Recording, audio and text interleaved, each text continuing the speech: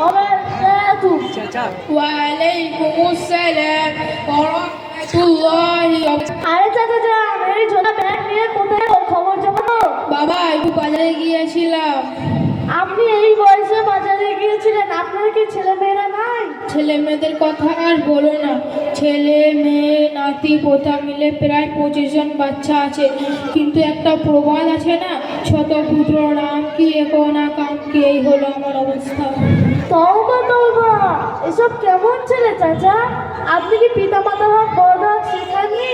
না বাবা আমি কি ওসব জানি বাপের হক কি আছে মায়ের হক কি আছে আমি ওদের ভালো স্কুলে পড়িয়েছি উচ্চ শিক্ষা দিয়েছি তাদের জন্য সারা জীবন খেটেছি জীবনের মূল্যবান সময় ওদের ভবিষ্যতের জন্য ব্যয় করেছি কিন্তু ভাগ্যের পরিহাস আজকে এই বয়সে আমাকে কাজ করে খেতে হচ্ছে আরে চাচা এই জন্য তো আজকে আপনার এই দুরবস্থা আপনাকে বাজারে যেতে হচ্ছে আপনি যদি স্কুল শিক্ষার সাথে দিনের শিক্ষার জন্য পাঠাতে তাহলে আপনাকে এই দিন দেখতে হতো না ওই দেখুন একজন সিনিয়র শিক্ষক আসছে চলুন ওনার কাছ থেকে জেনে নিই স্কুল শিক্ষার সাথে সাথে দিনের শিক্ষার গুরুত্ব কতটা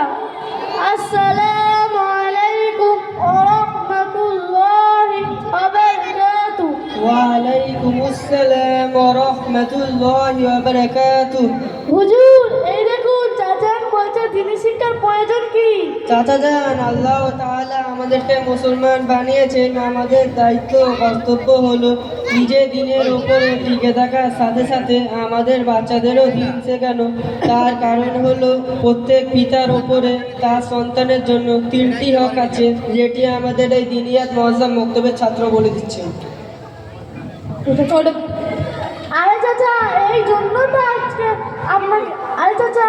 প্রথম হক হলো সন্তান বড় পর ভালো এবং নেক মা নির্বাচন করা অর্থাৎ বিয়ে করার পর ভাবা উচিত নারীর সাথে বিবাহ করছি সে সব কিনা রাসূলুল্লাহ সাল্লাল্লাহু আলাইহি সাল্লাম বলেছেন ফাজফাল বিজাতিদ দ্বীন অর্থাৎ বিয়ে করার ক্ষেত্রে তোমরা সব নারীর উপাদান দাও আরে চাচা শুনছো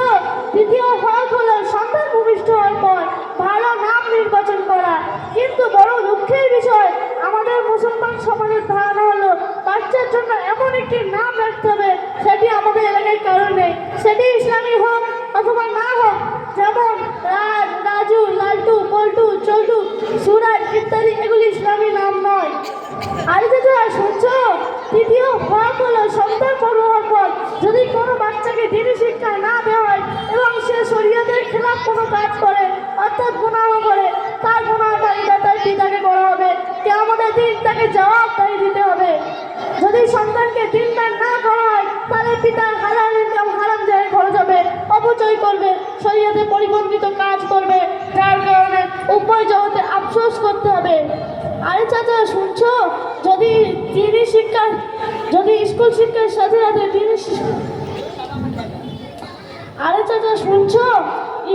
যদি সন্তানকে দিনদার করা হয় তাহলে উভয় জগতে সফল হবে দুনিয়াতে তার সম্মান আল্লাহ তাআলা বৃদ্ধি করবে কিয়ামতের দিন তাকে জান্নাত দেবে সুতরাং রাসূলুল্লাহ সাল্লাল্লাহু আলাইহি সাল্লাম বলেছেন মান সালাকা তরিকান ইয়ালতামিসু ফীহি ইলমা সাহাল্লাহু তরিকা ইলাল জান্নাহ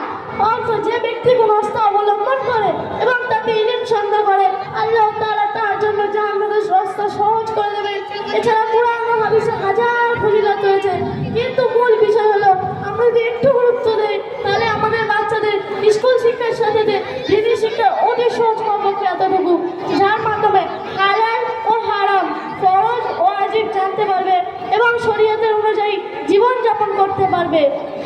স্কুল শিক্ষার সাথে সাথে দিনী শিক্ষার সুবর্ণ সুযোগ এবং উত্তম দিনের ছাড়া ভালো মাধ্যম আমাদের কাছে নেই যেখানে একজন ছাত্র তার স্কুল টিউশনে বজায় রেখে মাত্র 1 ঘন্টা সময় দিয়ে দিনের মৌলিক বিষয়গুলি শিখতে পারছে যার বাস্তব রূপ আমরা আজকে দেখতে পাচ্ছি আমরা যারা আজকে এখানে আছি আমরা প্রত্যেক স্কুল শিক্ষার সাথে সাথে দিনী শিক্ষার প্রত্যেক 1 ঘন্টা সময় দিয়ে দিনের মৌলিক বিষয়গুলি শিখতে পারছে যার বাস্তব রূপ আমরা আজকে দেখতে পাচ্ছি বাবা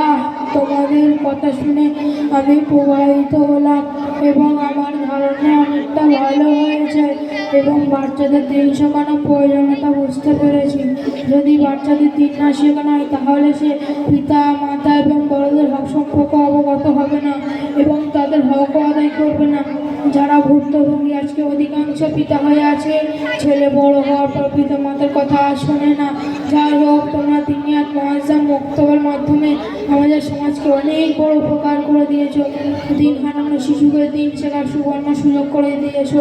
ঠিক আছে, তোমাদের অনেক ধন্যবাদ। আসসালামু আলাইকুম ওয়া রাহমাতুল্লাহ।